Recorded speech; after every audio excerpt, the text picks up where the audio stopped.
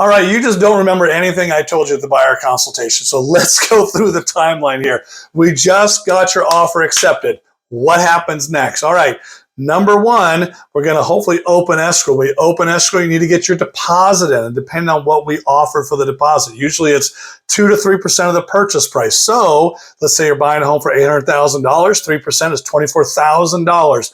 That goes into escrow. It is not at risk. At risk. We had this talk before, but it's not at risk until you remove all your contingencies. You can still get that money back unless you sign something, turning that over to the seller. That money sits in an escrow account. If you decide to cancel for some reason before you remove your contingencies, you will get that money back. Okay, that's one of the top things that's going to happen that you need to be aware of.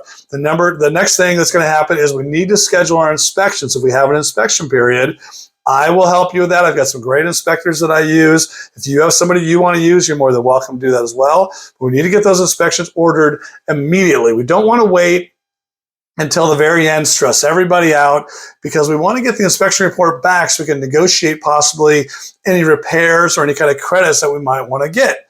The other thing we got to do is have the lender, if you're getting a loan, order the appraisal. I've seen people wait to order the appraisal until they've gotten their inspection done and wait till the last minute. But a lot of times now, this is a timely video, 2023, it's a seller's market. So a lot of the times your contingency periods have been shrunk down to maybe instead of 17 days, maybe 10 days or 12 days. So you need to get these things ordered because let's say the appraisal comes back, you're buying an $800,000 house and it comes back at 720. You need that thing to come back in time so you can negotiate that with the seller, try to get them to either drop their price or decide where you're going to meet on that to get this house. Is it worth it? So those are the first few things that are going to happen. You're going to start getting disclosures sent to you. We can go through all that in another video. You're going to have escrow paperwork sent to you. But the main things you need to think about are your EMD, your earnest money deposit that you got to get into the bank.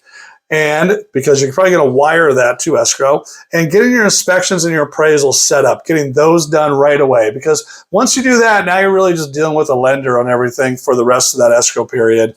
And some disclosures and things like that that aren't as bad, but the most important part is those first few things you have to do. Okay? So even though we probably sat down for a buyer consultation, it might have been months ago, it might have been a year or two ago, and people will always ask once they get escrows, like, what's next?